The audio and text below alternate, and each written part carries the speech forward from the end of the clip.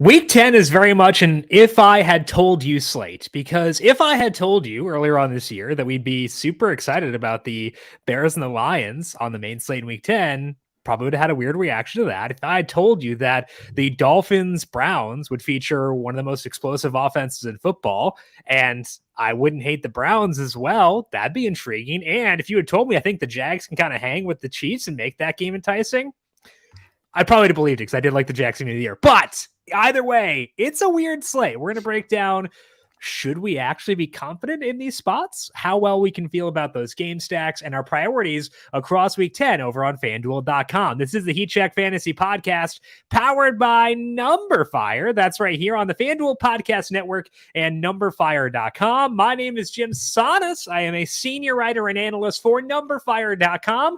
Joined here, as always, by Brandon Gadula. He is the senior managing editor of numberFire.com. And Brandon, Week 10, looking weird. That's what the word I would say for it. How you doing today? Yeah, it is weird. I was looking at our note sheet, and the way that the process always works is we determine 3 games to talk about in the odds section, the games with like the most intriguing totals, and then from there we'd look at the teams that we're not discussing. But I was filling out the sheet last night after you had your trends in, and I went up to the bookmaker info section, and I was like, okay, Bears, Lions, Dolphins, Browns. What is going on? Like, how are these like the best shootouts of the week? How is it not? Like if we were looking ahead of time, looking in week 1, we'd say, oh man, we got Rams-Cardinals. Mm-hmm. That's pretty fun. Not knowing it'd be John Wolford, Packers-Cowboys, Colt McCoy potentially. Yeah, Cowboys-Packers would have looked pretty sweet. Vikings-Bills. Vikings-Bills. That one looked pretty okay on Monday too, until pour one out for Josh Allen potentially. Like, I probably would have been okay with like Raiders-Colts, I guess. Yeah, maybe I still should be. I don't know. I don't know how to read that stupid team, and that could be referring to either team, to be fully honest. That stupid team is a broad term for that game. It's weird. It was peculiar, and I was looking at like, okay, what teams are left over to talk about, and it's like some big name teams that we'd normally just be like, I'll definitely like look deeper into them, and I'm like, I don't really know. Let me talk about the Giants, I guess. Yeah, it's a wild one, and we talk about this a lot with PGA, but there's a benefit to being tuned in. Maybe when there's like a weak field.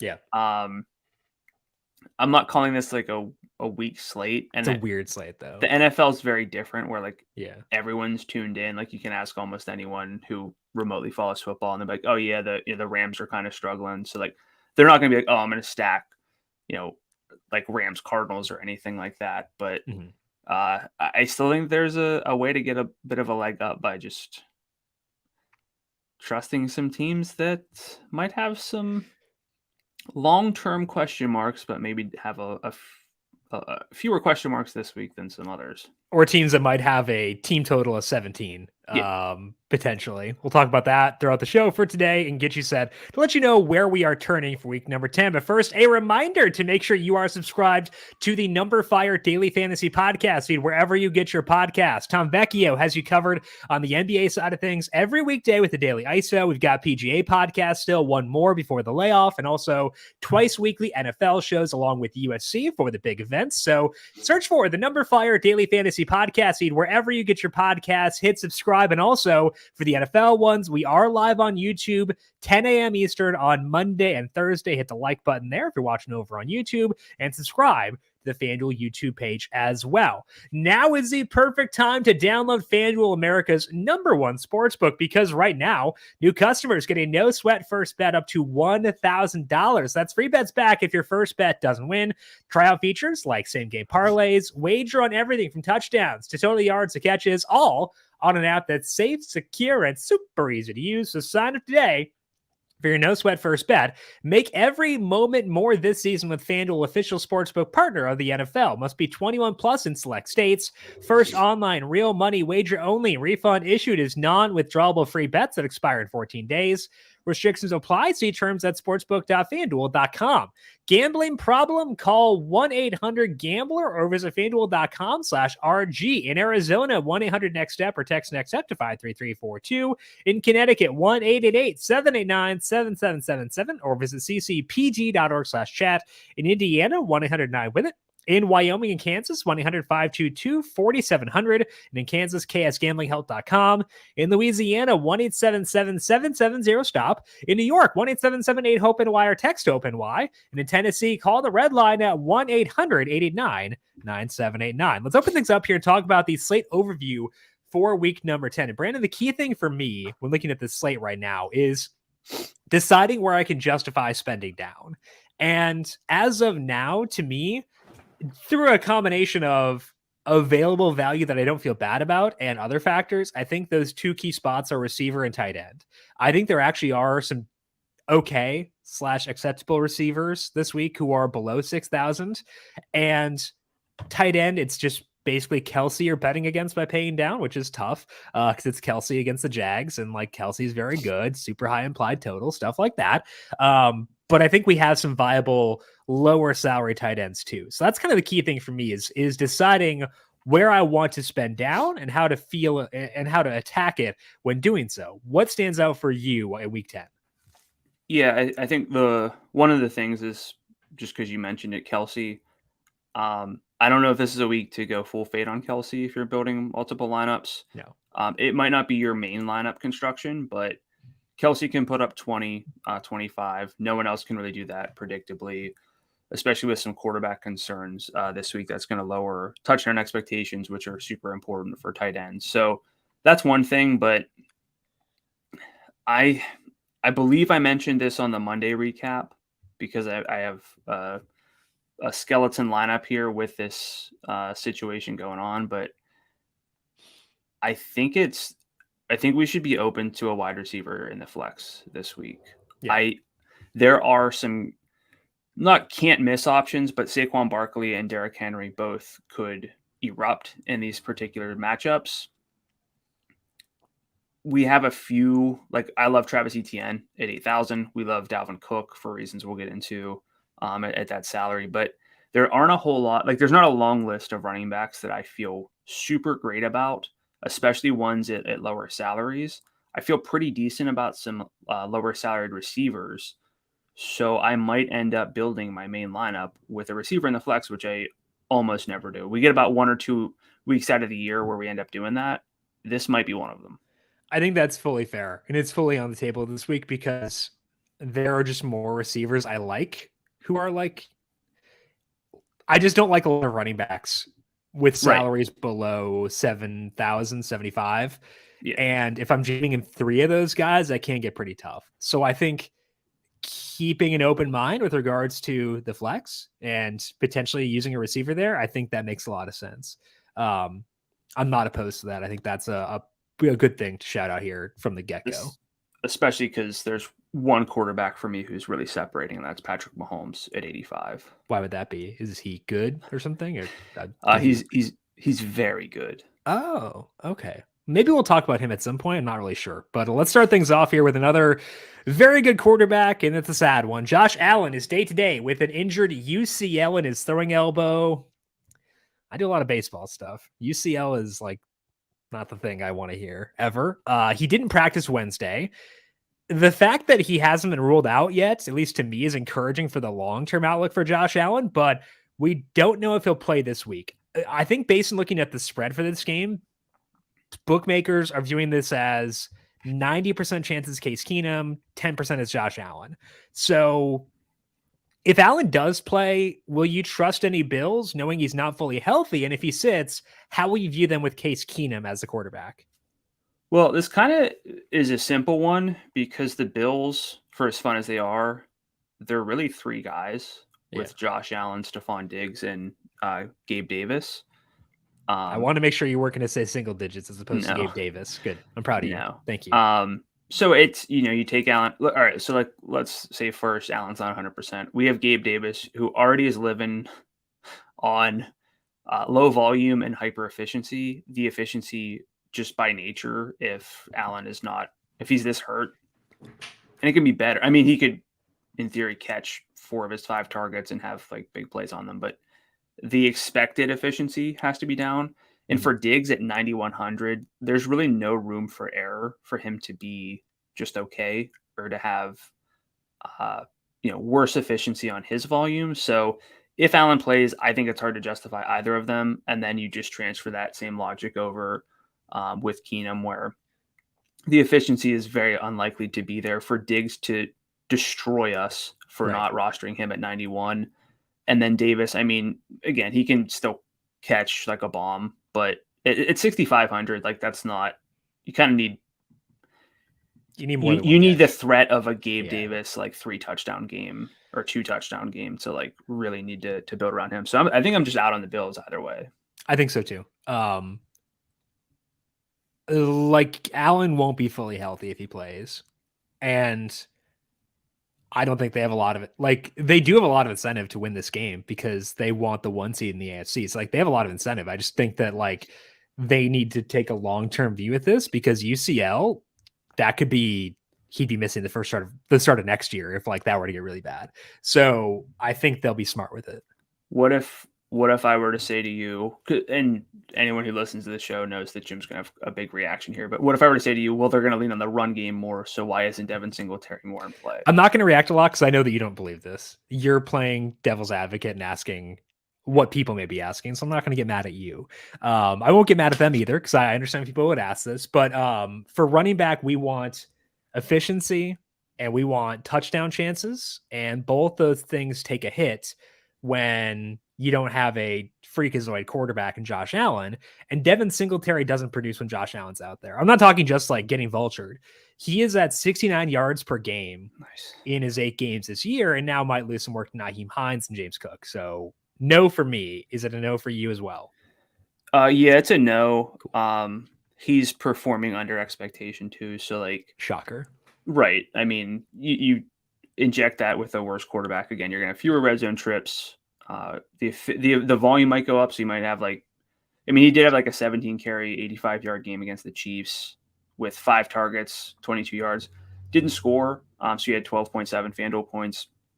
Give him a touchdown in that. It's 18.7. That's probably the best case.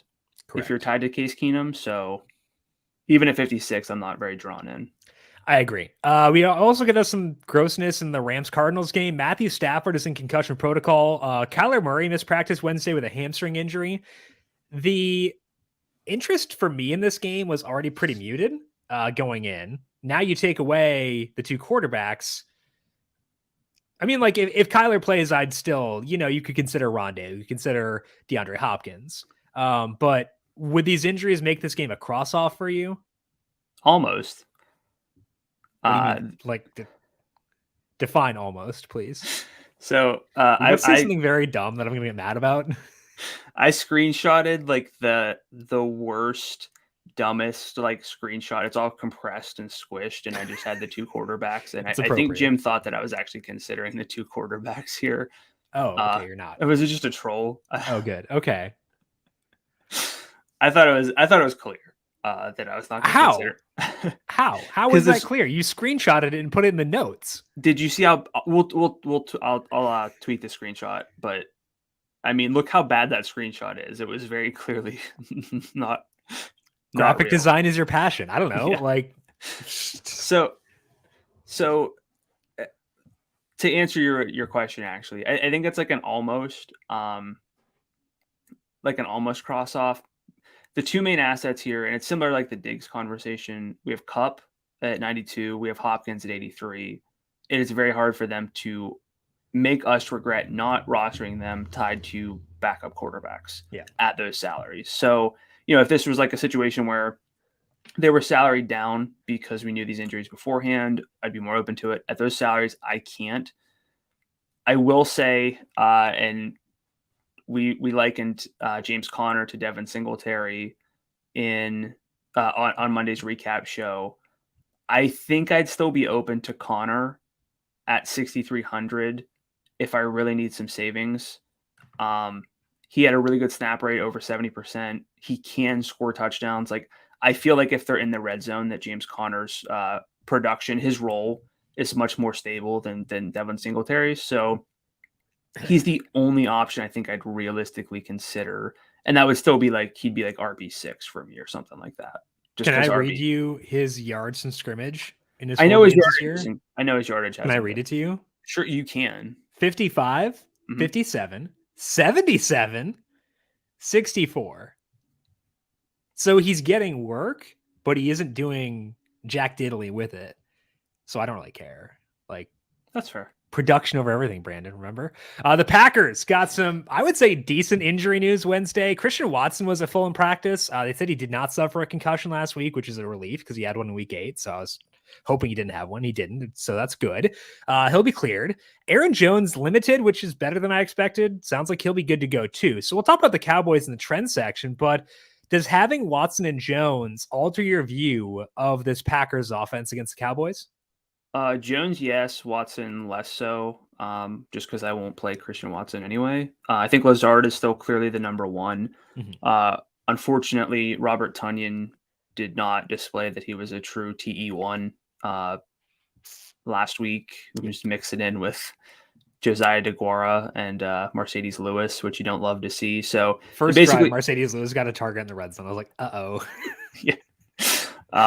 You don't love to see that. So do not. I can't go to Tonyan. I mean, Lazard is still going to be the guy in terms of the pass catchers. It does keep AJ Dillon off the list at 7,000. He could have been, without Aaron Jones, someone that I just rostered a lot of sort of begrudgingly because of the salary being what it was. But I do think that Aaron Jones at 7,200, like the downside sort of baked in at that salary.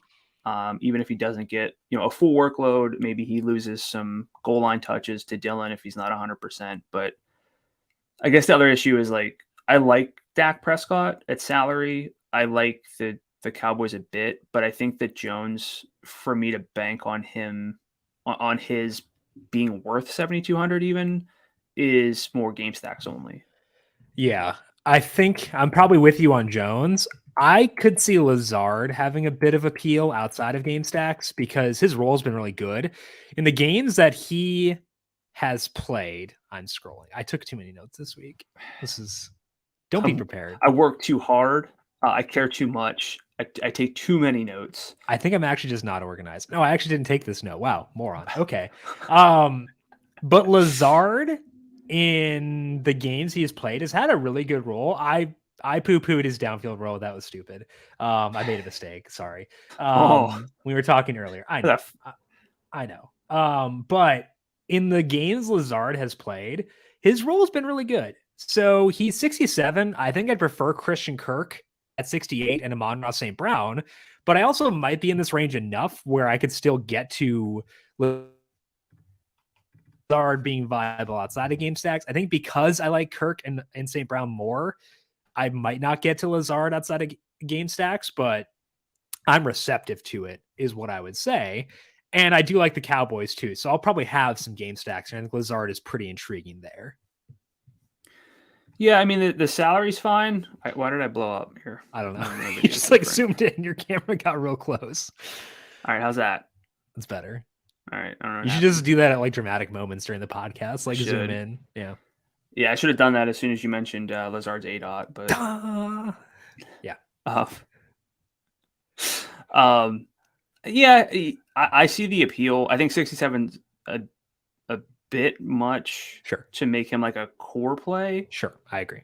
Again, Kirk is my preference there. Amon-Ra St. Brown by far a preference. I still think I'd go Juju Smith-Schuster over Lazard. I could go either way there. Okay. And then it jumps up to Chris Olave, so no one else is really like in the conversation. But again, those are 4 names there that I'd be open to at receiver. And that's another reason why like I'd be open to flexing a receiver. So again, I think Lazard is much more I'd play him without the game stacks. I don't know if I'd get there with Jones. I'd kind of need that game to like go back and forth and have Jones just outperform expectations. I think I agree. Okay. David Njoku missed practice Wednesday with his ankle sprain. He said he thinks he'll play. Kevin Stefanski has not ruled him out yet, but Not ideal. He didn't practice. We'll talk about them in the bookmakers section. Mecole Hardman was practiced Wednesday with an abdominal injury. Andy Reid said it was soreness, but it's hard to tell what the status is for Hardman. We'll talk about them in the bookmakers section as well. This one's not an injury, but there's buzz. The Steelers could bench Najee Harris or Jaylen Warren. They get the Saints at home. Warren's salary is $5,300. Would you consider him, or is this offense just too dusty to consider? It's pretty dusty. I think like the full-on benching, like if Najee just gets benched and Warren's playing like the Najee role, maybe. Like, would you play Najee Harris at 53?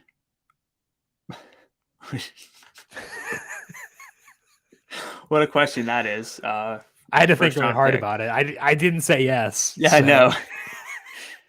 I live in Steelers country, and every now and then someone will ask me like what I thought about like the Najee Harris pick, and I try to be diplomatic, but no, don't do that. Najee's been inefficient. Warren's been inefficient as well, not as bad as Najee. I have a hard time believing that a role change here means like it's just Warren playing like 80% of the snaps. Correct. It's probably closer to 50-50. It's probably just dusty. It's probably not worth it, so I'm not going there. I think that's where I'm at too. I would need to get like a Schefter report, specifically Adam Schefter report, that like Jaylen Warren will be a featured back for the Steelers to do it. We're not going to get that. I don't think. Yeah. If we get that, cool, I'll go. But I don't think we're going to get that. Yeah. In that same game, Jarvis Landry got in a limited practice Wednesday. He practiced last week, but ultimately sat. Mark Ingram also missed practice Wednesday with his knee injury. If Landry plays, would it alter your view of Alvin Kamara and Chris Olave or no? Not really. I think he would eat into like the other guys, the tertiary and the quaternary options for this team. Do they have those even? Like they're there. They're physically on the field, but I don't think they do. I mean, Marquez Callaway, Traquan Smith, Juwan Johnson. No. Juwan Johnson, maybe. What are you talking about? I'm listening. I'm saying, let me finish. I don't want to hear talk about Marquez Callaway on this podcast. I don't care. Since Chris Olave returned. Did you use Marquez Callaway in the single game on Monday? Since Chris Olave came back in week 7, Olave's got a 29% target share. Kamara's at 22%. And then you have 3 guys between 10 and 12% with Callaway, Smith, and Johnson. I think that Landry will just take away that kind of share from those guys, not really like Chris Olave's now an 18% target share option. So I'm not that concerned about Olave and Kamara. I don't know if I like this game enough to build around a ton of Chris Olave. But that's a different Kamara's in play, right? At 86? Oh, he sure is. Yeah, for sure. Okay, cool. Josh Reynolds missed practice Wednesday with his back injury. He sat out last week because of that. We'll talk about them in the bookmaker section. We noted on Monday that Evan Ingram hurt his back late in week 9. He was able to get in a limited practice Wednesday, which should put him on track to play. We'll talk about that game in the bookmaker section. Darren Waller got in a limited practice on Wednesday with his hamstring issue. He's been practicing for a while, but hasn't played. They get the Colts this week. Any interest in Waller or Foster Moreau, depending on who plays? Foster Moreau ain't it. We've learned that. I feel like Darren Waller would still be limited. I mean, he's been injured for 9 years. Even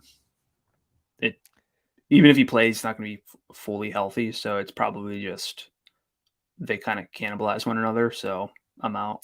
Yeah, I think I agree there. We should note that Devontae Adams is on Jeff Saturday's fantasy team, so Devontae's going to go nuts. Is there a narrative for that? We'll figure it out. But oops, we left Devontae open.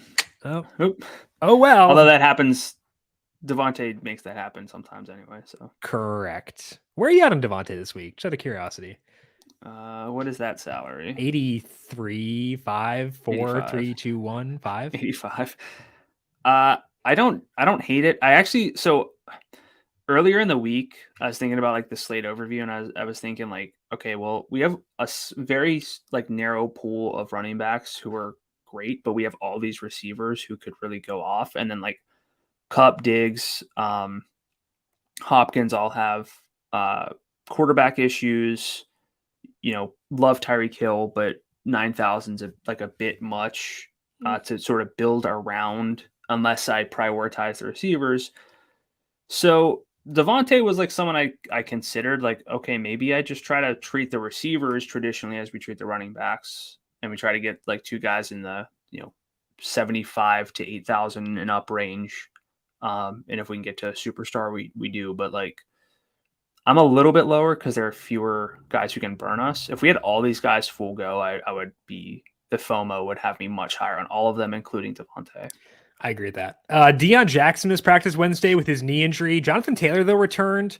He seems on track to play. They didn't list if he was limited or full on the injury report. They just had nothing in that column for some reason. I'm pretty sure he was limited, though. But if we assume that JT plays, what's your interest level with the Colts' entire team seeming like a hot mess right now? Is it legal to say that? Like that not to clarify, like to what extent he practiced? I'm assuming it was a clerical error. Someone probably just messed up. They knew what they were doing. They're trying to throw us off the scent. Yeah. I mean, it's JT. They knew that people would care. I care. So Vegas is decent against the run. Ellinger's not. His debut was kind of promising. Overall, now the large sample is not ideal. I don't think I could get there. I think he'd be in play in tournaments. If he comes back and is JT, we're going to be kicking ourselves. That's kind of what we've been talking about since, what is it, like week 3 that he's been hurt. And that's not just like that can sound like a bit of a goofy thing to say. Like, well, if he just is this guy, like you play him. It's not like it's an AJ Green situation. Like if AJ Green's AJ Green again, like Deion Jackson got nothing extra last week out of his workload. I think that Taylor could see a lot of work if he's full to go. So I'm going to pull a Jim. If he's full in practice by Friday, I will play Taylor in tournaments. If not, I will probably just sit this one out. Just going to echo that. Copy paste what you said, put it for me. I'm good. I think that's exactly what I would say too. I want a full practice by Friday, and then I'll probably be there for tournaments. I'll put a lid on the exposure. I'll Gabe Davis him. 30% probably is where I'd have to cap it, but I'm fine with that. I'm having fun having risk in those 30% because I think the upside's worth it, given that he's not going to be on many rosters with the stinker on the Colts right now. KJ Hamler is reported dealing with a hamstring injury coming out of the Broncos bye. He was limited Wednesday. Maybe he's doing high knees in the plane and pulled his hammy because he was healthy in London. We'll talk about the Broncos offense in the trend section. Ryan Tannehill limited Wednesday due to his ankle. He's missed 2 games with that ankle injury. How much would having him start versus Malik Willis alter your view of Derrick Henry and then also alter your view of the Broncos offense? Would change a lot. I like Derrick Henry a good amount this week. Tannehill's been on a per play basis, if you adjust for opponents, 0.07 passing net expected points per drop back. Over expected Willis a minus 0.73, which is it's about as bad as I've ever seen. I can't hear you. You might have muted yourself while you were drinking coffee. Are you muted? I can't hear you now. Okay. It would change a lot. I like Derrick Henry a good amount as it is, but Henry for me is kind of in the Saquon conversation. I know that you were trying to goad me into a Saquon versus Derrick Henry bet before the show, and I would not do it because I like both this week. But having Tannehill back, I think, is more impactful even for the Broncos offense. It's not like an ideal situation against the Titans defense, but I think the Titans defense can be a little bit overvalued because of the fact that they were able to stifle the Chiefs a bit. Are you back? No, I can't hear you. I just realized that I actually was on mute that whole time. I thought that I unplugged my microphone again. So I jumped out and I was like, okay, cool. I'll get back in and it'll be fine. I realized though that I actually did put it on mute. You said that. I know. I heard you say it. I could hear it. I know. And I'm pretty sure you said no. And I'm like, okay, is it on my end? Because I did mess with my camera, trying to turn the quality down to make my stream better because it seemed like I was lagging a little bit. I am a professional podcaster. Yeah, quotes look, well, around it's not like it's everything. live. We'll cut it out. Yeah, definitely. YouTube, Uh, ignore us.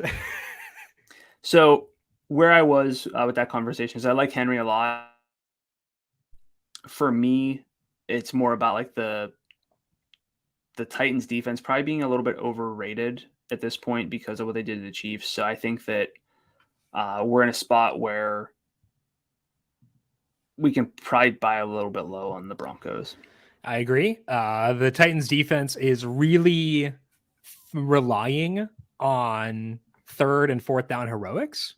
And that's fine. Like, that's good to be good there, but their personnel is not great. And that's showing up in early downs.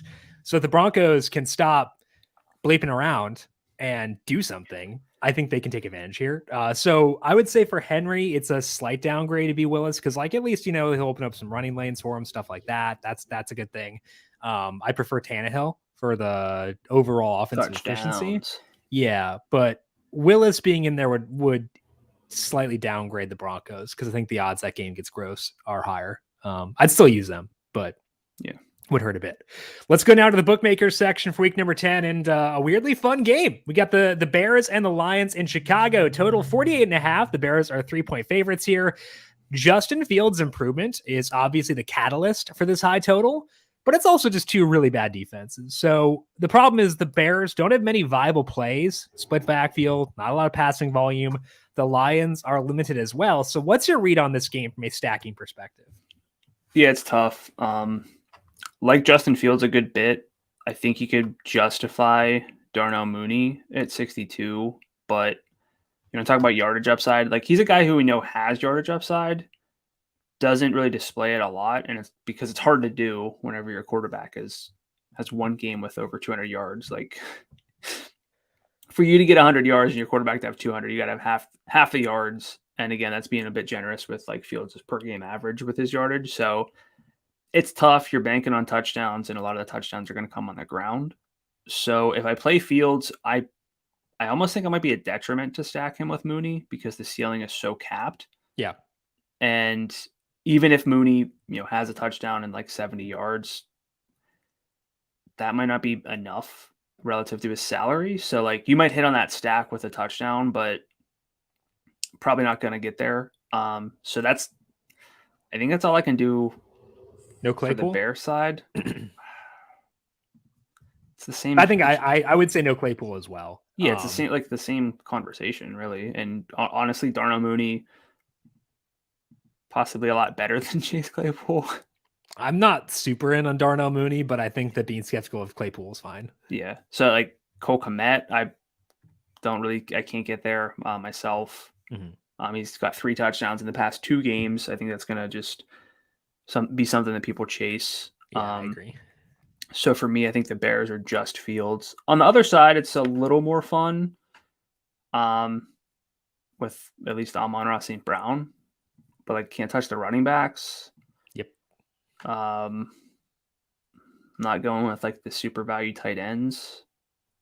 So like this might be like a 1 QB, one skill player game of the week. I think that's why it's tough, is because like it is a good game. Like, we want games with high totals, tight spreads, and this does that, but it's such a narrow path to production on both sides.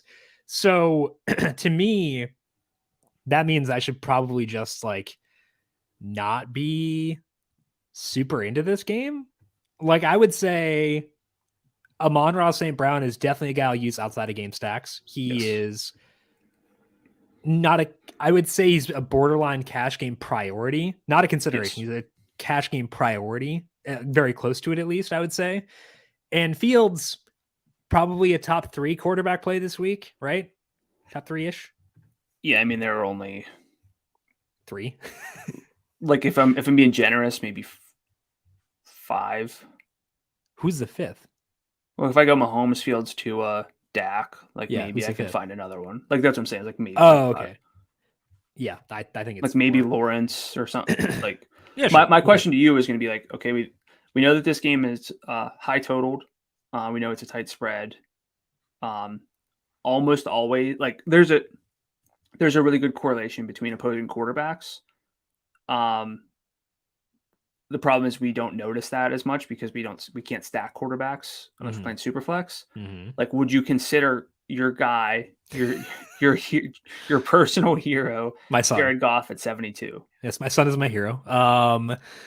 No, because Hawkinson not being there, I think lowers his passing efficiency. You need Goff to be like absurdly efficient. Yeah, He was fine last week, but like it wasn't good enough to convince me that he'll be okay long term without Hawkinson. So no, I don't think I can get there. Are you going to use your guy Khalif Raymond? Probably not. So I really do think it is just Fields and Brown or St. Brown. And like we talk about how like we want to know where the ball is going. It might be too concentrated here. So like if you give me, let's say I'm in a 10 entry max tournament. I don't know if those even exist. Hypothetically, if you give me 10 entries, I might just have like only 2 of Fields and have St. Brown in both. I can't get really super high on this game because it's so narrow. It's too narrow almost. Yeah, I mean, it's narrow in the sense of like who we can use, but it's dispersed in terms of where the ball, like both running backs could have like exactly 10 FanDuel points for both teams, honestly. Like that's tough. And then it's the passing volume. Like I like Justin Fields. I think people are going to be really, really high on Justin Fields and for good reason, but that doesn't mean that like, this is like classic Lamar where you just be open to playing him by himself and not forcing stacks, which could kind of kill your lineups if Chase Claypool turns his 5 targets into 38 yards. Yeah, I agree. And I think that to me, it does limit the appeal of the game as a whole because of that. One game that I think has more appeal, at least for me, is the Browns at the Dolphins. Dolphins 3.5 point favorites. Total is 48.5. And we know that we love the Dolphins passing game. Obviously the salary is very high. But the Browns are particularly putrid against the rush. So are you looking at Jeff Wilson here? And which pieces are you highest on this one? Also, how have you in 2 levels? Just toss one more in there. The Browns have been a little bit better recently. Like the full sample is bad for the Browns this season against running backs. They're getting a little bit better. But I'm not really factoring that in because Jeff Wilson, we talked about Wilson versus Mostert on Monday. Very promising to see Jeff Wilson's role be what it was. Each had 9 carries. Wilson, three targets to 2, ran more routes as well. As you mentioned, like got more involved as the game went on. So it's pretty safe to say that he is not like a priority play, but he's the best running back play in the 6,000 range, which saying that makes me realize like why I'm so open to tight end or receiver at the flex. Like between Jeff Wilson and Jerry Jeudy, who do you prefer? Like for pure ceiling in tournaments, like Jeudy, his role's I think solid. It's very much up in the air, which is usually not. Usually a viable 6,000 range running back will be better than a 6,000 range receiver. I think it's pretty even this week. And like if you compare Wilson to Lazard, Kirk, and Amon-Ra St. Brown, it's a little bit higher salary, but like I probably lean towards the receivers there too.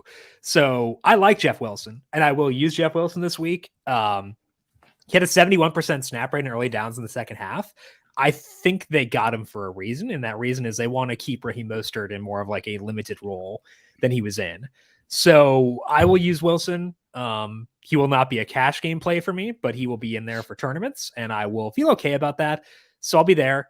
Tua, I would say number 3. I think it has to be Mahomes 1, has to be Fields 2, and I think I'd put Tua above Dak personally, but I get why people would like Dak. I think Dak's 4 for me for sure, but I put Tua above him. Salary thing though.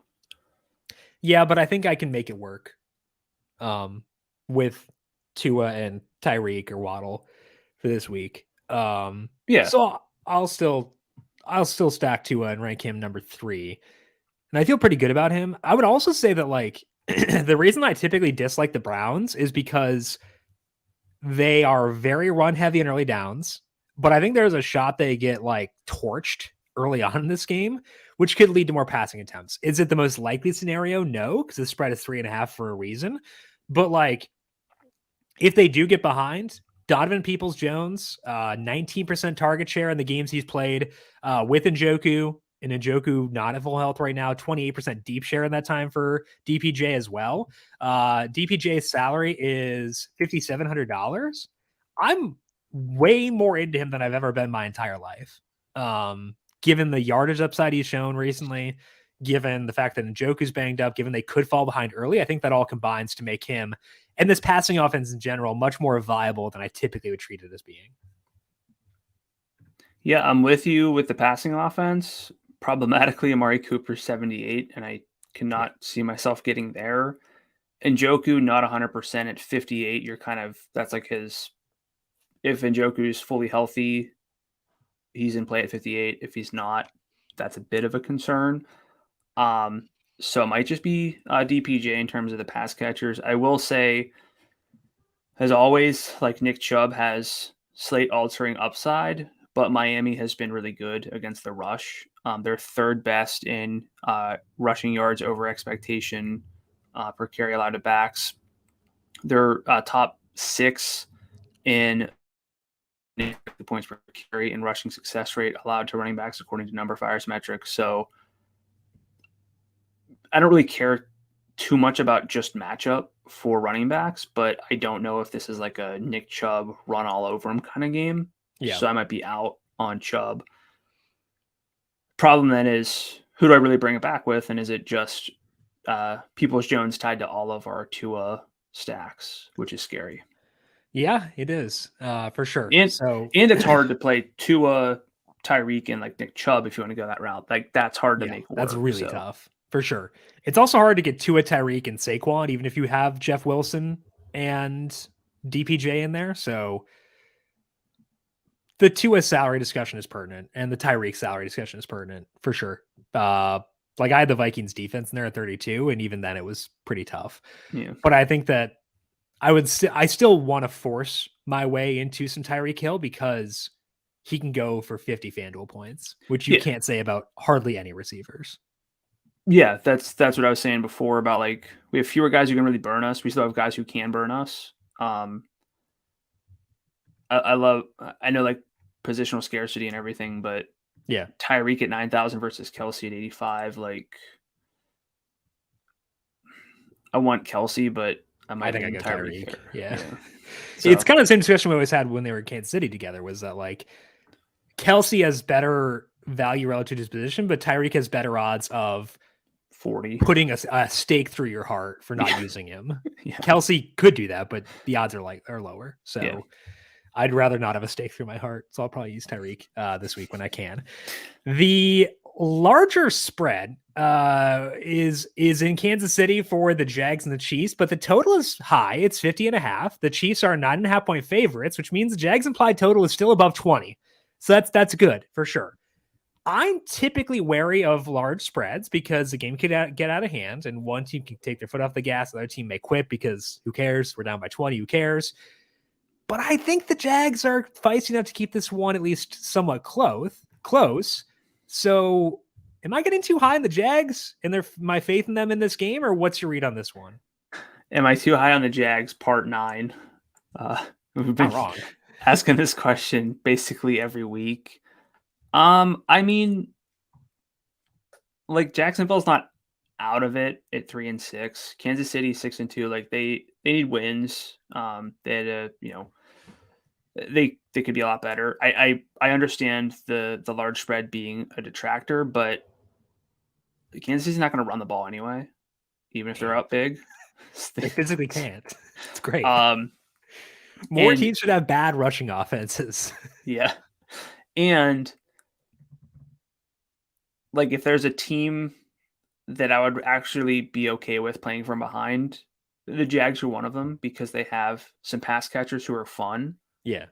Specifically with Christian Kirk, but they also have one of the best running backs out of the backfield in football with Travis Etienne. I'm not going to list Etienne as a love for me, but he is very, very, very he's lovish, likely to be in my head-to-head lineup because that salary at 8,000 is a lot more doable than like a Saquon or Derrick Henry this week. So I'm good with it. We just have to figure out like how much Kelsey are we going to have? Do we fully trust Juju Smith-Schuster, and are we rolling the dice on any other Chiefs other than those two and Mahomes? Yeah, I will probably, depending on health, I might go to Mecole Hardman just because he's been getting more involved recently. If he gets in a full practice by Friday. Yeah. I know I make that caveat a lot, but I feel like I need to here, especially. No, I mean, it's hard to like, we don't even have the Thursday reports out No. when we do the show. So, but in the past 4 games, Hardman has, I'm not going to tell you his overall target share because I'm ashamed that I have this, but his D target share is 28%. His red zone target share, 23%. Does not include his red zone rushes, I will note, because he gets those because my guy. how many touchdowns? It's a 13% overall target share. I will say that. But Juju in that time, 19% target share, 29% in the red zone, but just an 8% deep target share. The good thing is that he's not getting like 2-yard targets. He's getting like a 10-yard target or an 8-yard target. And he's like been pretty good in those. His past 3 yardage totals, 113, 124, and 88. So a lot of that's because they've been throwing a lot, but again, they can't run right now. So I have a lineup in front of me that has Mahomes with Juju, bringing it back with Zay Jones and Saquon Barkley, and it's not bad. Like, I think I might just try to go like hard at this game, given my concerns around Bears Lions, given the salaries for Dolphins Browns. I might just go bananas here and see how that works. I think we can make that work given the salaries we've got on these guys.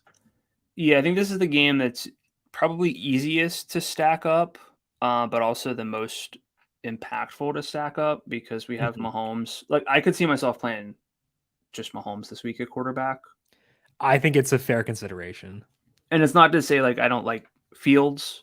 Yeah. It's just that I really love to play quarterbacks without stacks. And as much as I like, Fields is very good with the ball in his hands when he's running. But Miami was entering last week not particularly good at stopping quarterback rushes. He's scored on the ground 3 straight games. Like even with that in the past 2 before his eruption, he was at 24 and 26 points. Like, again, it's not fair to do this, but if he didn't score those touchdowns, we're talking like 18 and 20 FanDuel points. Like, that's the fear is, it feels more than it should because of what he did last week and because he's scoring. Like, I think a good model for what you're talking about is that Washington game. He ran 12 times for 88 yards there, but 191 through the air and no rushing touchdowns. He had 19.4 FanDuel points. That's a good game, but like it's not going to like, it's still only 19.4 FanDuel points. You need more through the air if you're not going to score rushing touchdowns. And like his rushing touchdown odds, assuming a FanDuel Sportsbook, are not minus 300. So yeah. So like it, again, if you told me my quarterback was going to give me 88 rushing yards, I'd be like, yeah, sick. All in. Yeah. But he also might get 88 passing yards. Right. So I think that's why Mahomes, is it fair to say that Mahomes is in a tier zone this week? Is that fair or is that too low of Fields? No, that's okay. A $200 gap between the two is kind of egregious for me. Like, I think that they're, and like, I could see Fields at like 81 and Mahomes at 87. Sure. Mahomes is undersalaried, I think is what we're saying, right?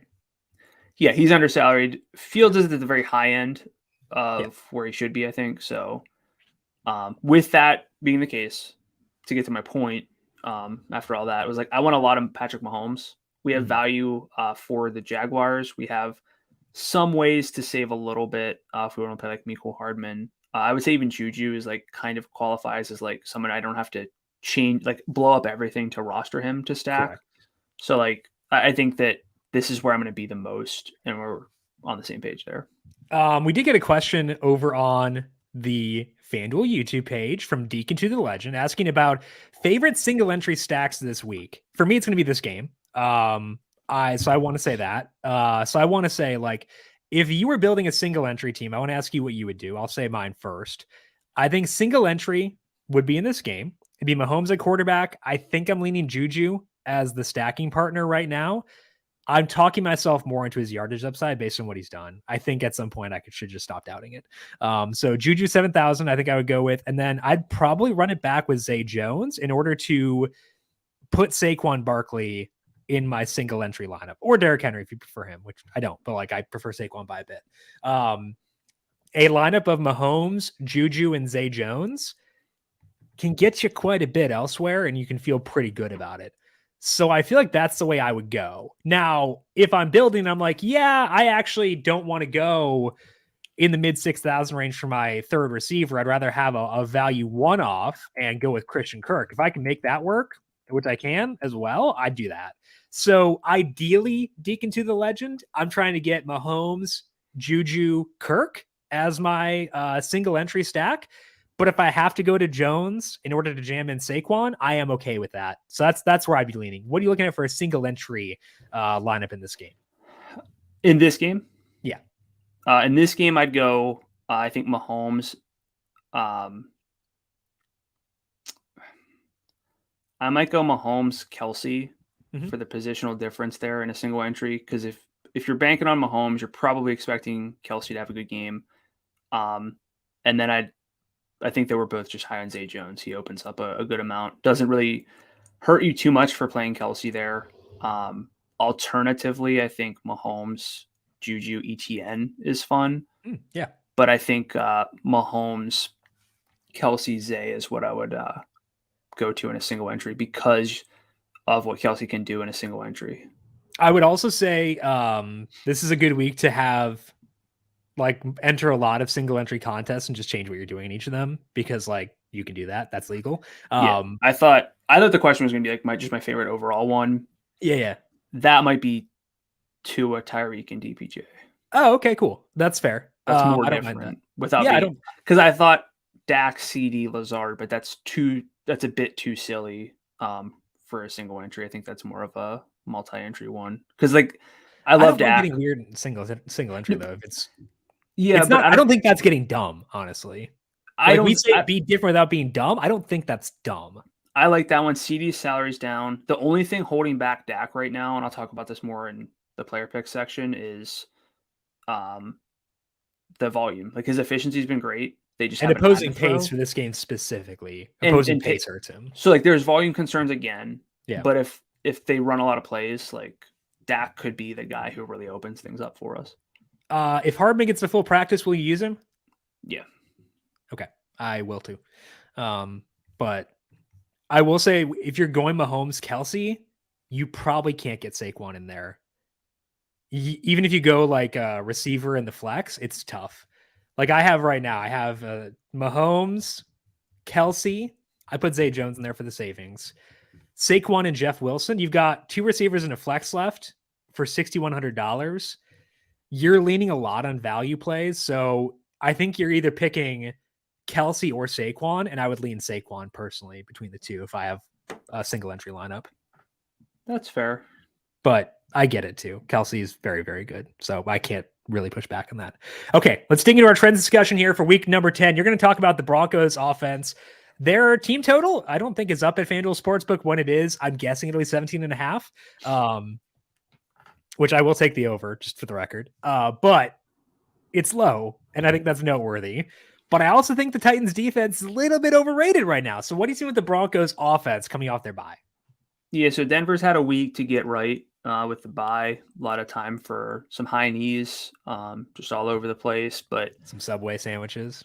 Yeah, also, I think Subway sponsor the show and let us use your products. I'm the only person who will beg for this. Please let me. Yeah, I'm gonna skip past that one. I think the Titans are a bit overrated defensively because of what they did to the Chiefs this week, and it's really hard to be high on Denver's offense. But Tennessee's 13th in adjusted pass defense, 9th in adjusted rush defense by numberFire's metrics. They're 3rd in pressure rate by Next Gen Stats, and that's not good for Russell Wilson, who's had a lot of sacks, but did start to run a bit more in recent weeks. So that's going to lead to a higher sack rate. But on a per play basis, he is 0.08 points worse than opponent expectation. The passing success rate is sub 40%. You don't want to see that. I would need hundreds of lineups to play Russell Wilson this week. The running backs are cross-offs. Melvin Gordon's like the starter in name, but Latavius Murray's mixing in. Chase Edmonds now is going to see some passing game work. Gordon has played on 54% of the snaps the past 2 games, but 51 yards per game to show for it. Can't do that. So it sounds like, okay, I don't like Russ. I don't like the running backs. What am I doing here? But the receivers and tight end, much more fun. In 2 games with Russell Wilson and Greg Dulcich playing, Jerry Jeudy leads with a 28% target share. He's had 7 per game in that 2-game sample. Sutton's third at 14%, 3.5 per game.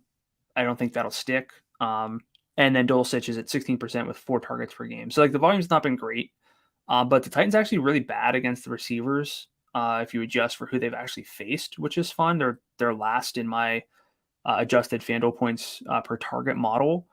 I think that's not accounted for. And Jeudy and Sutton have very low salaries in the low 6,000 range. But for Dulcich specifically, since week 6, he's 14th among tight ends in target share at 18%. And in targets per game. But he's third in air yards. He's 8th in yards per game.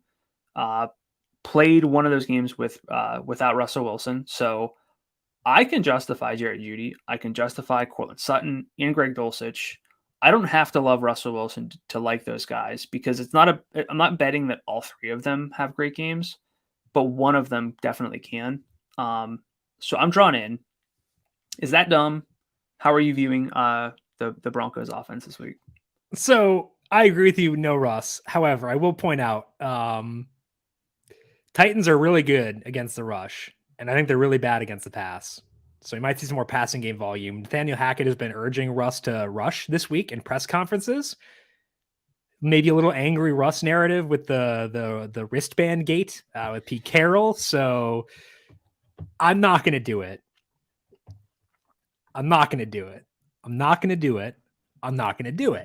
I think with the receivers, I agree with you. I think that actually they are fun. We talk a lot about how we don't want to use receivers in games with low totals. What? If you pull up Russell Wilson's player card, that face he's making, that's the face you'll probably be making at halftime of his game if you roster him. Man, he looks angry. He's not happy. Is he trying to look like tough? Probably. I need to like watch the Subway commercials to remind myself why I don't want to use this. Okay.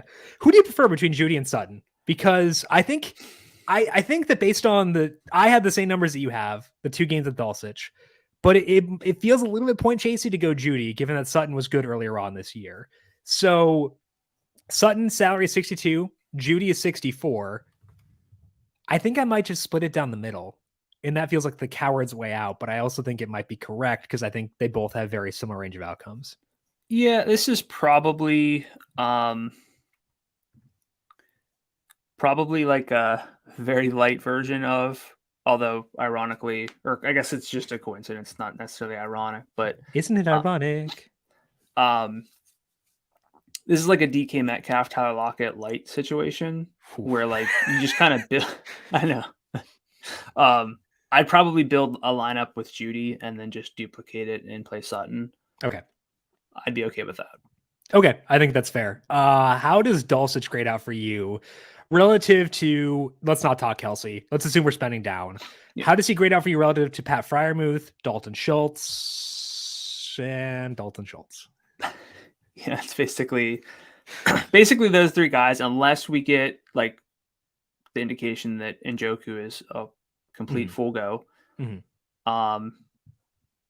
He's probably behind Schultz due to passing volume of the respective teams, but it's close.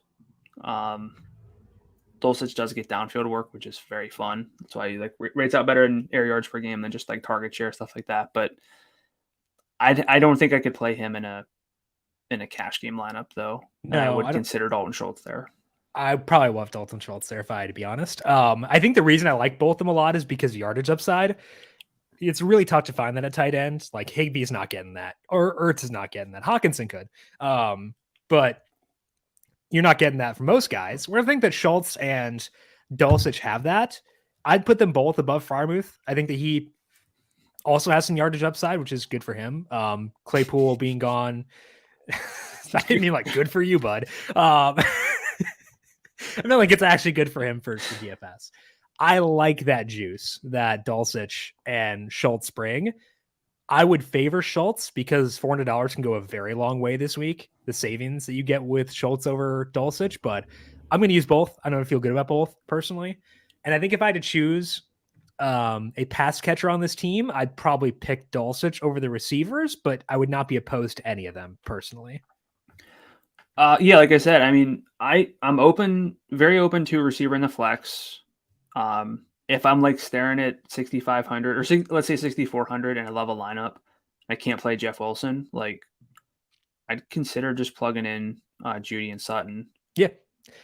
Are they your favorite guys below Lazard this week at 67? Yes. I think they are for me too. Man, we're right back on the stupid Broncos. It feels stupid. Anyway, let's talk about the Bills defense, because regardless of Josh Allen's situation, I think we'll have at least some interest in the Vikings offense here because of salaries. So I want to dig into the Bills defense and see how viable of a plan it was to go with Dalv this week. And it's not as outrageous as I initially thought. The Bills defense is very good. They rank second behind just the Cowboys in my blended model, which does include a prior. So that is in there. In my 2022 only model, they're fifth. So solid in both these. But it's also a big drop from where they were a couple weeks ago because they were first with a bullet earlier on this year in my 2022 only model. Most of their overperformance compared to expectations came in the first 2 weeks of the year when they blanked the Rams, blanked the Titans. Since then, we've seen teams like the Dolphins be okay against them on a per play basis. The Chiefs were okay. The Jets were fine. The Jets game last week was the biggest underperformance of the year relative to expectations the Bills have had. They've underperformed on early downs against the rush just twice all year, but those have been the past 2 games against the Packers and the Jets. Matt Milano did miss the Jets game. He's day-to-day. He practiced last week Friday. He practiced on Wednesday. I'm expecting him to play, but Milano played every snap, 100% of the snaps against the Packers, and they still got kind of wrecked on the ground. So for whatever reason, teams started to move the ball better against them overall and on the ground of late. So I do think that makes Dalvin Cook a very worthy play at $7,500. So it's a tough matchup, but his workload has been good. He has 32 and 29 adjusted opportunities the past 2 games since their bye week. His red zone share has been 42% or higher in 3 straight games. Snap rate has been at least 75% in 3 straight games. So I'm on Dalv. I think Justin Jefferson is viable if you've got the salary. Garrett Wilson 8 against the Bills last week. Tyreek Hill didn't, but the Dolphins ran 12 plays in that game, and Jalen Waddle still got to 100. The Bills, solid against tight ends, so I'm not as high on TJ Hawkinson, but I don't think it's outrageous. But having Dalv be justifiable at 75 to me is very enticing. Jefferson, I realistically probably won't get to just because I don't like this game as much, and salary side, but I think he's in play. If you like him, I think he's in play. I just probably won't get there personally. Are you willing to use, let's say, Dalvin Cook specifically against a very impressive defense? Oh, yeah. I mean, he's a ton of Dalv. Okay. I think he's the best running back play at salary. Cool. Of the week. I actually was looking up some notes, and I noticed that Buffalo, they had been the best defense, rush defense in terms of rushing yards over expectation allowed per carry to running backs. Entering week 6 or through week 6, they were a minus 1.17, which is like absurd. And I was like, okay, well, how bad are they still the best, or are they like just third now? But if you factor in those 2 games and just look at the past 2 games, they're allowing 1.41 over expectation per carry. They let up 76 yards on the ground to Michael Carter. Dal's good. Aaron Jones, probably a somewhat fair corollary to Dalvin Cook. So I'm in on Dalv. I'm not that worried about the matchup. And I guess we don't really think about we don't think this way, but if they so choose, if they get a bit of a lead, they can lean on Dalv a little bit more. Yeah. So he does have 6 targets the past 2 games as well. Each of the past 2 games, which means that even if they do fall behind, he can still be in play, which is good. Yeah. I am looking at some projection machines, and projected roster rate for Dalvin Cook is 15%. That's higher than I would have thought, I guess. I think the whole landscape of running back is tough. There's not one or two like super obvious low 6,000 plays to eat up a lot of popularity. So yeah. But I'm in on Dalv. What about Jefferson and Hawkinson for you?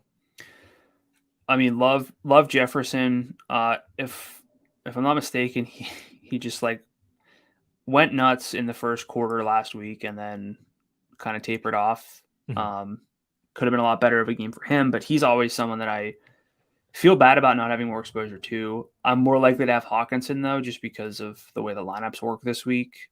There's really no way for his role to get worse in his second week with the team. It was really good in week. It can't get much better. It's like sorry, it can't get much better, but it's also we can not assume going that's his to get baseline worse. going forward because he did it in his first game. It's not going to get worse. Like he's not going to come on and play 50% of snaps now. So that'd be pretty wild. I'm not saying that he can match Kelsey's best outing, but at $2,500 in terms of salary discrepancy, if Kelsey goes for like 25 and Hawkinson gets like 17, that's livable for that amount of salary. So I think Hawkinson probably my favorite tight end play. Okay. Of the week. All right. I like that. I think that's totally fair. They are good against tight ends, but I think that your logic is sound. Let's move now to your second trend. Talk about the Giants facing off with the Texans. The spread has tightened. Don't know why, but it has. So what are you seeing with the Giants offense, specifically when they're facing bad defenses? Yeah, so one team that we're going to pay more attention to than we would normally is the Giants, because they faced the Texans, who were ranked 29th in overall defense with opponent adjustments, according to numberFire's metrics, 26th against the pass, 31st against the rush. Now, we know that Daniel Jones is not a flawless player, but I won't speak for you, I often find him fun and a little bit intriguing for fantasy football sometimes. Well, he's more intriguing for real football because he does chaotic stuff. That I don't care about that. I like chaos. For a quarterback, you're either like Mahomes. What are the most exciting things you can do on a football field? Fumble is up there. He fumbles a lot. It's great. That's boring. Sacks are exciting. Fumbles are exciting. I like watching defensive players get jacked up. He doles us out like candy on Halloween. And then he can also do the occasional fun thing like trip in the open field. So like he's not great, but he's fun. He's a chaos agent. It's great. He did that a couple of weeks ago. He does it all the time. Yeah. It's a weird dude. I love it. Okay. I like Daniel Jones sometimes for fantasy football because he has rushing ability. I don't care to watch guys just take sacks. I think that's boring. Sacks are fun. No. Come on. It's like a strikeout. Strikeouts are fun. Oh, yeah. I love guys just swinging a bat and not hitting anything and then sitting down. Imagine watching Max Scherzer stare down a dude, MFing him the whole time, and then storm around the mound and thinking, yeah, this is boring. Get out of here. I'm muting myself for real this time. Just come back and don't make me do this show by myself for 30 seconds. Daniel Jones has a 100-yard game on the ground already this year. He's averaging 45.4 rushing yards on 8 carries per game. He has a very high sack rate, over 10%, but in 3 games against pass defenses, ranked 25th or worse, according to numberFire's metrics. He's averaged 21.2 FanDuel points. However, he's done that by averaging 65 rushing yards and a touchdown per game. As far as the passing goes, he has not really taken full advantage of the matchups. Just under 150 yards per game, 0.7 touchdowns per game. His passing net expected points per dropback, 0.04. League average against all teams is 0.06. So if you account for expectation, he's about 0.05 worse than expectation. You don't love to see that for max potential. Of course, there's only so many pieces that we can be interested in anyway. We love Saquon. Don't really need to talk about him in detail. We'll talk about him in more detail later on. But the pass catchers, kind of intriguing. No Sterling Shepard, Kadarius Toney now shipped off to the Chiefs to toil away forever. Now, Tony's going to be great in Kansas City. But so we have Darius Slayton, we have Wan'Dale Robinson, both sub 6,000 this week. We need value where we can get it. The best sample here, probably week 7 and 8 without Toney and Shepard. In that 2-game split, Slayton has a 20% target share, which is a team high, 62 yards per game. Wan'Dale's at 18% of the targets, just 33 yards per game. We've seen his usage be phenomenal and then kind of scale off. To clarify, he basically had every target available in the first quarter of that opening game and then has been kind of dusty since then. He did get hurt and then things like tapered off. So maybe he's back to full health here. But Marcus Johnson runs routes, has a 15% target share. His salary is $4,800. I know we're not like this kind of. No. Okay. Tanner Hudson, 4,500 as well. He has a 10% target share. If you're fully punting. So I would note on Hudson that one of those games was with Daniel Bellinger.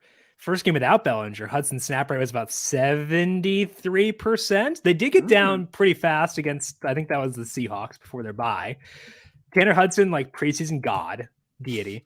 5 targets in that game for 58 yards. Oh, baby. Hey, 558 at tight end is like Kelsey light. At 4,500, yeah. I'm not out on Hudson. I don't think we should dismiss him. Okay. Are you out on? I'm out on Johnson. I refuse to use Johnson. No way. Are you out on Slayton? Are you out on Wando? So I have to ask you about Slayton because I have a blind spot for him. I have him on a lot of dynasty leagues still for some reason. I think I forgot to drop him before the year started. What is your read? I forget to drop Chris Conley. What is your read on Slayton? Because I think that like if I look at this with my broken brain towards Slayton, I think he's in play, but I also need like a check on that, knowing my biases. So over the past 2 games, 14.1 yard ADOT, 3.5 downfield targets per game, which for me is 10 plus yards downfield. If you compare him straight up to Wando, somewhat similar target shares, but the much better juice belongs to Slayton. I would rather play Slayton than Wando. So yeah, I agree. I think I'm probably going to have a decent amount of Slayton, by which I mean about 25%. I have like a pretty small player pool, so like that's probably higher than most people would want to get. But I'd probably go under that, but right. Because they're enough value guys I like. Really? But yeah, I mean I like Zay Jones. Michael Gallup is down there. I think he's fine. That's true. Rondale, if Kyler plays, would be at least somewhat intriguing. DPJ is down there, so I can mix and match down there. Give me Slayton over Rondale. All right, I think for a second. Did you mean Wandale? But no, you meant Rondale because I said Rondale. Okay. Hudson at 45. I think I'll have a non-zero number of lineups. I don't hate it. Yeah. I should probably check his like route participation. Do you have his route participation with you for week 8 specifically? Week 8 specifically, Tanner Hudson, 72% snap rate, 75% route rate. Huh? Nice 5.7 yard ADOT. What was his ADOT? 5.7. Yeah. Yeah, I think I'll have some Hudson. If you're betting against Kelsey, you could do worse. Question for you. Mm-hmm. What is the difference between Justin Fields and Daniel Jones this week when they're both facing really bad teams and they both run? Like Fields runs a bit more, but Dimes throws a bit more. I'm not using this as a way to talk myself into Jones. I'm using it as a way to maybe lower myself a tiny bit on Fields. I mean, Fields, yeah. It's like Fields has had his rushing more recently than Jones. So it's kind of like, I think it might be a tiny bit of recency bias that pushes us so high on him. Yeah, that's what I'm saying. That's why I think I like Fields, but I think he's oversalaried a bit. Okay. I think Jones is also a little bit oversalaried at 75. Yeah, but if not for Dak, I think Jones would have been my, QB4. Okay, fair. Over Tua or over Fields? I'm saying if I didn't have Dak, I'd be Mahomes, Fields, and Tua. Cool. I can't count. Don't expect me to count. You're making me do math. Okay. One last question. Will you get to Saquon in single entry? Again, I think it's a Saquon versus Kelsey question, basically. I think it might be Saquon versus Henry question. Okay, so one of those guys versus Kelsey. And who do you prefer between Saquon and Henry? Because I prefer Saquon by a decent margin. by a hair Saquon, but I think Henry is the better like tournament play, I guess. I'm assuming Saquon. It depends on who winds up being projected to be less popular. If there's a massive gap, I could see pivoting to Henry, but I'm assuming Barkley's more popular against Houston. Okay, let's finish up here with my second trend, talking about the Cowboys, and I'm talking about them down here as opposed to elsewhere because like the Packers stink, and they had the potential to totally mush this game because they drain the clock all the way down to 1, snap it because they're checked out. So they did this last year too, I guess, but still, like they can be annoying, and that can lower us on the Cowboys, but I think they're still worth checking out. That's because they played really well since Dak came back. They played 2 games since the return. In those, they've exceeded expectations on early downs through the air by 0.21 and 0.08 respectively. And those are against bad defenses. So exceeding expectations against them is tough, but they cooked, even accounting for the bad matchups. They also had an 80% late down success rate against the Bears. That was 29 percentage points above expectation. That's stupid. Overall, even when you include week 1, when Dak got wrecked, he ranks 9th in passing net expected points per dropback out of 39 guys with at least 75 dropbacks. They've also been pretty pass heavy. Their early down first half pass rate is 60%, which is pretty good. They've just been ahead in games, so haven't had to throw later on. So I feel like we should be on the passing game here. In those 2 games, CeeDee Lamb leads with a 26% target share. He has 5 out of 9 deep targets. I kind of poo-pooed him when you asked about it on Monday, but that was a mistake. I keep walking back all this stuff, but whatever.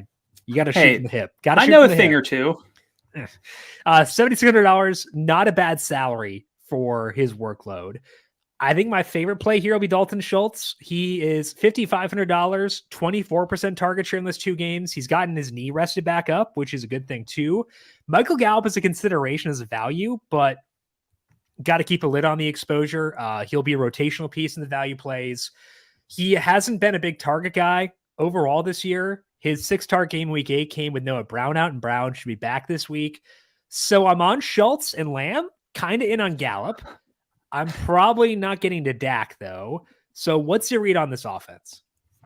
I like it. I think Dak works if you're trying to build different lineups. I think a lot of lineups will be centered on Mahomes, Fields, and Tua this week.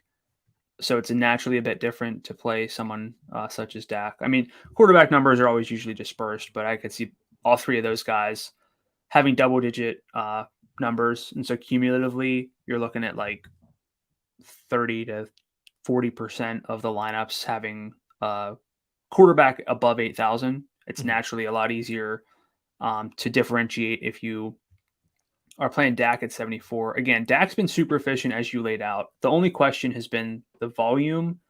He's at, I think, 27 and a half dropbacks per game in the 2 games since he's returned. That is still a potential threat for this week. I know that, but he also has the ability to dominate salary if the volume is there, if the efficiency stays up. So the fact that it's maybe less of a good matchup might actually help in a sense because he's very good. We're both Dak believers on this podcast, so I like him a good bit. Very high on Schultz relative to just as high as I can be on a tight end at 55. But yeah, I love CeeDee Lamb. He's another guy who just has the ability, I think, to replicate what the guys in like the 8,000 range do on his high end. He's not as likely to get there, but he has that ability. And so you can maybe get like 130 and a touchdown from Lamb at 76, which I like Amari Cooper just fine, but I'm not quite there with Cooper at 78. Chris Olave at least has a question mark with Jarvis Landry's return, but I'd rather have Lamb than Olave.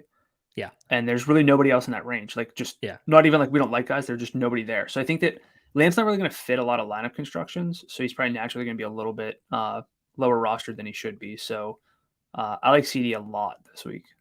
I think I'm warming to a Dak lineup. I initially thought I'd be at 3, but I'm a little bit lower on Fields now than I was when we started. I'm a little bit higher on Dak. So I think I'll probably get to a 4th one and just have like limited Fields.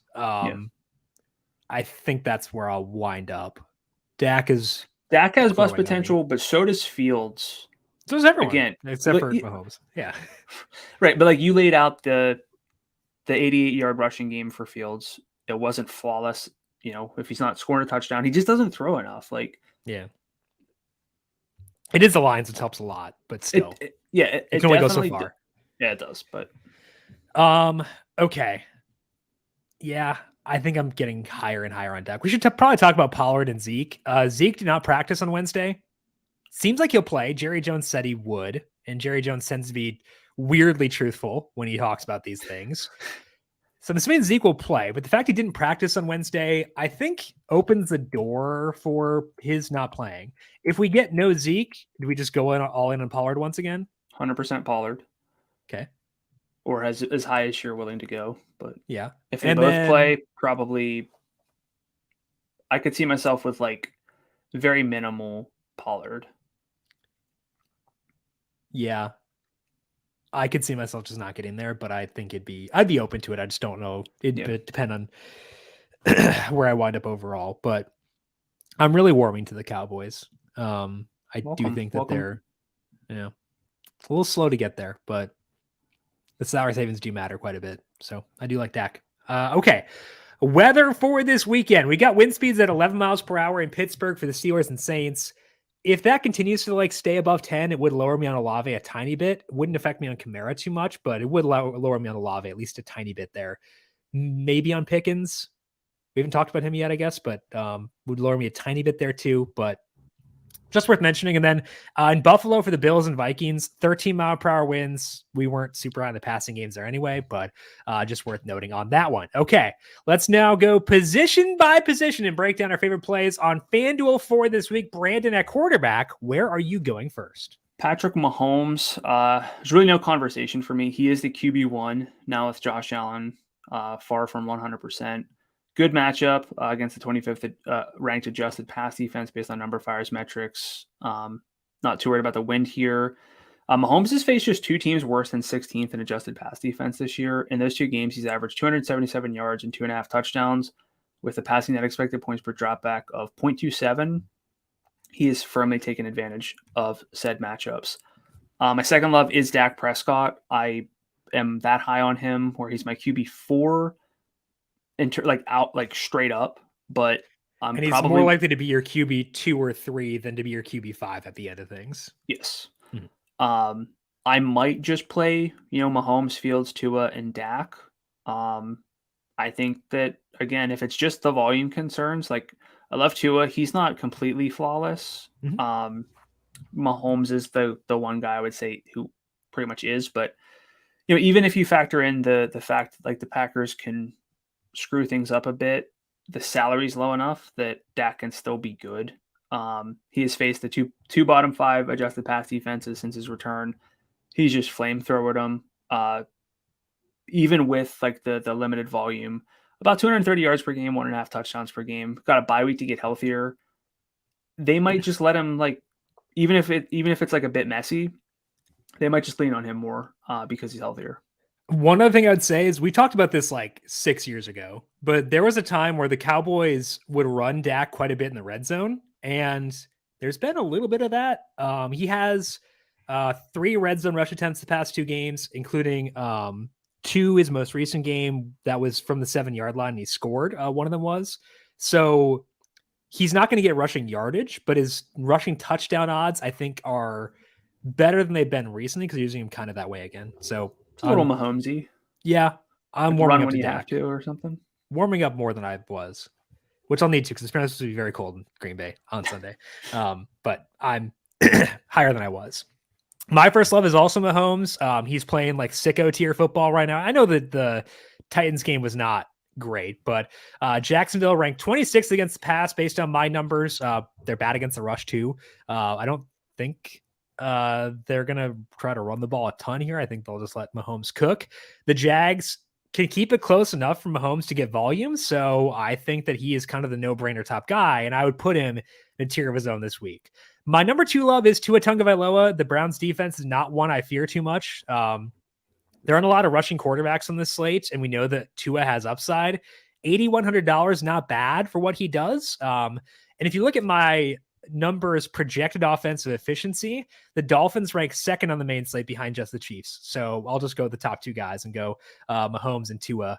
And I'll probably wind up with Tua number 2 above Fields this week. I don't know. I don't want to talk myself out of Fields against the Lions, but right. I'm getting higher on Dak, lower on Fields as we go along. And I think that continues. Okay, running back. What you got there? I should just say Travis Etienne because he's very likely to be in a lot of my lineups, but I'm going to say Derrick Henry because he has the chance to bust this slate open. If I'm open to Dak, I can play Henry. I like Saquon too, but Henry's the guy I think that will be less popular than Saquon because of the perceived matchup. In 3 games against below average rush defenses, Henry's averaged 23 carries, 0.7 targets, but 142 scrimmage yards per game for over 22 FanDuel points per game. Not a whole lot of chance of a complete runaway to script out Derrick Henry. Because the Broncos are going to win and cash that money line ticket from me, right? Huh? Yeah, but Denver's basically played every game within like 5 points. So I'm not that concerned.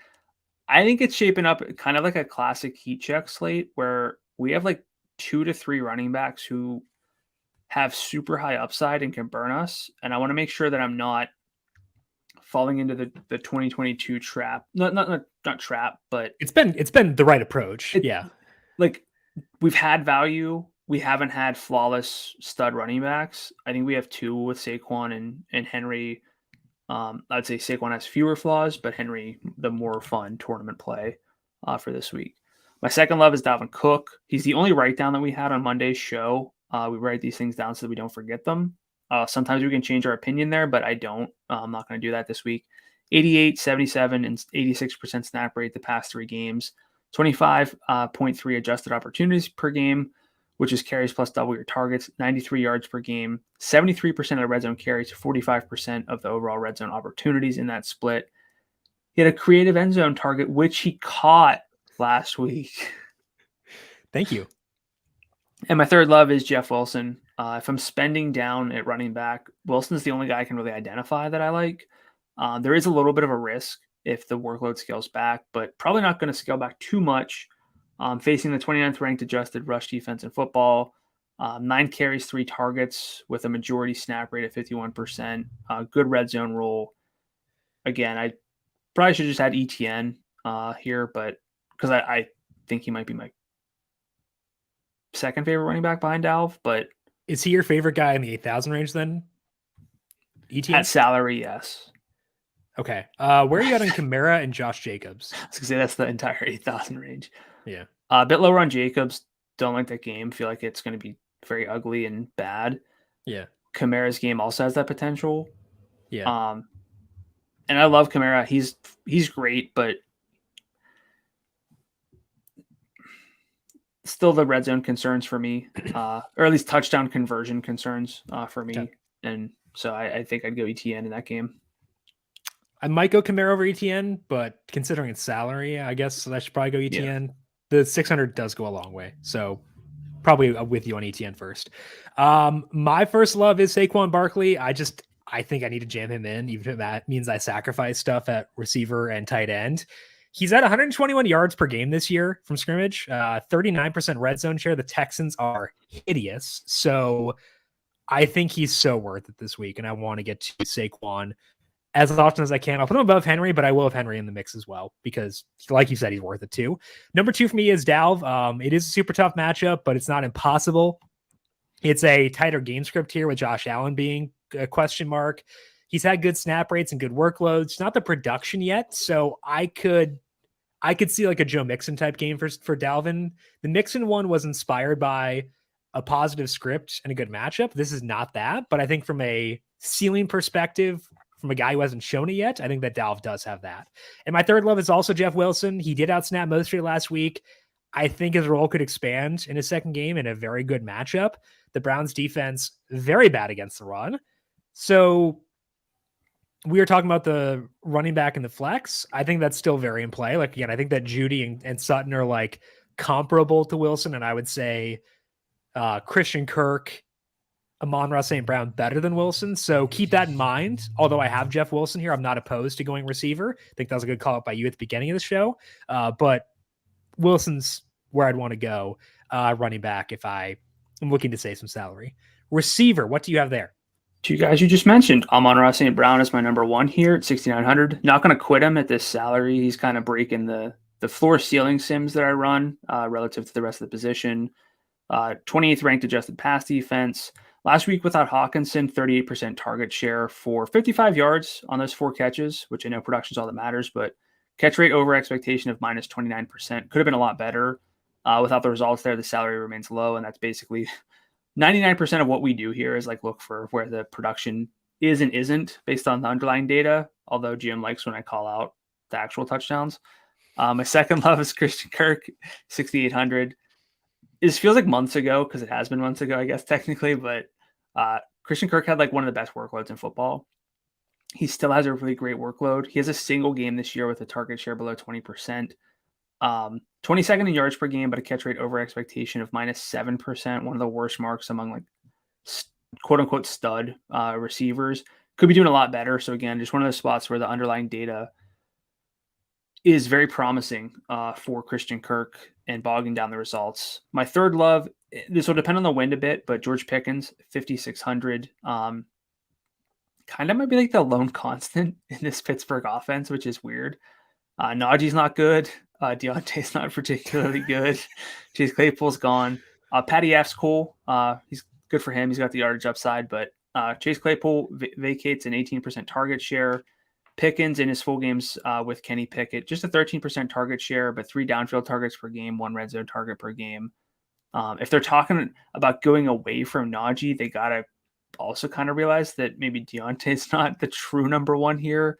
I think a post-buy rookie surge for George Pickens makes a lot of sense.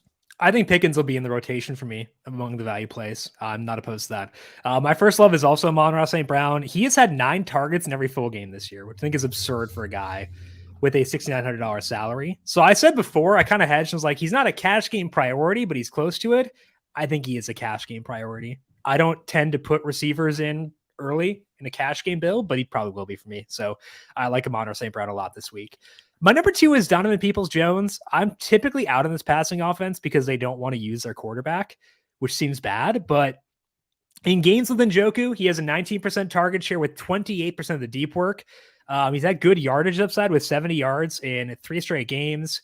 He get a little bump if Njoku is out as well. So I'm not typically there, but I probably will be for this week with the Browns. My third love is Zay Jones because the Jags gonna have to throw to keep up this week. Jones has a 20% target share in the games he has played with Marv with a 24% red zone share. He hasn't had the best yardage upside, but I think he could show it. Also, I would say that Marv is less dusty than I thought he was. You mentioned Marv at some point, and I was like, no, I'd rather get hit by a bus, and I would no longer take the bus. That might be the third time that I've convinced you to change your opinion on something. In the same show, yeah. Which is the third time ever, I think. That's weird. Maybe I've become soft. I don't know. I think I've become soft. I'm giving in to you. This is not great. So I do think that I'm probably not going to use Marv this week, but I don't think it's as outrageous as I thought it was initially. He's 54.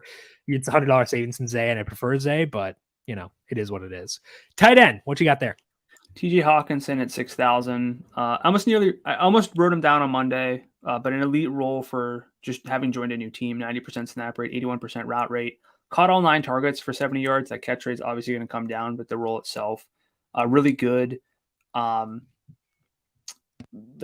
this team's kind of in the mix for like the number 1 seed in the NFC if the Eagles lose. So I don't really anticipate them taking the foot off the pedal at all. So I like that. My second love is Dalton Schultz. He's probably going to be my main tight end just because even 500 goes a long way this week. And I think things really drop off after Schultz. He's had a week to get healthier. In games with Dak, he's got a 23% target share for 7 per game. I'll take that. And a 24% target share the past 2 games with Prescott, despite only a 57% route rate. So there are reasons to believe that route rate goes up with the week off. And so 20% target share plus for a tight end in this offense, I'll take. Yeah, I'm very likely to have Schultz as my cash game tight end this week. I honestly don't know what else I would do. I think he just makes a lot of sense. So Schultz is my second love of tight end as well. My first love is Dulcich. I just think that the Broncos are better than what the bookmakers are saying they are this week offensively. He's had a great role so far in game number 2 with Wilson, 87 yards in that game. A lot of downfield looks, had some unrealized air yards as well in that game. I think he's a good player. I think they think he's a good player. I think he helps his offense. What? Okay, I mentioned unrealized air yards. Sue me. Who cares? Gosh, the worst. I think that he has a shot. Like, he has yardage upside at tight end, which is hard to find. So although the salary is appropriate at 59, I'm still going to use him. Hawkinson's probably the better play at 6,000 than Dulcich at 59, but I like Dulcich too. Your favorite defense, what you got? Love me a good defense. The Saints for the best value in my model. Kenny Pickett, minus 0.14 passing net expected points per dropback under expectation. The wind is up, and of course we want the smoke. So.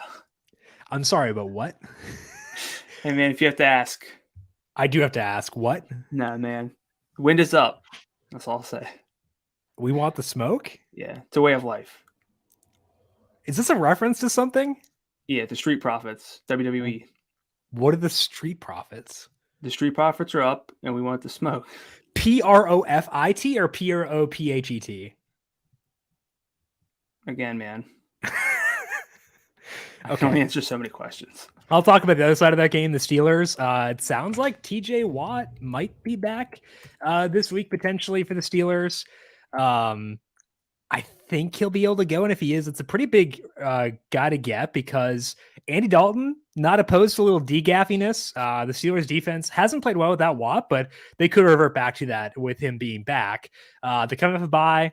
Mike Tomlin's a good coach. I trust him quite a bit. So I would also use the Vikings if it is Case Keenum this week. They'd still be underdogs by probably 2.5 points or so if it is Case Keenum. 3. But I still think they'd be in play just because the Bills can't run, and it'd be a backup quarterback for a team that can't run the football against a somewhat competent defense. So I think they'd be fine, but I would go Steelers. I like the Saints too at 39 as well. That is all that we have here for week number 10. But Brandon, we've talked through the entire slate. Anything else you want to mention before we send off the good people to fill out their lineups for this week? No, I think we touched on all the games. We didn't really just dismiss any games that didn't deserve to be dismissed. A lot of ways to go this week, though. We're highest on Jacksonville, Kansas City, but like Cleveland, Miami could be the game of the week too. So it's fun. You're not forced into one lineup build. Listen to your heart. I don't know either. I don't know if it's actually a song. Anyway, listen to your heart. And if you like the Dolphins, Browns, go there. But I think that we've got some viable stacks this week.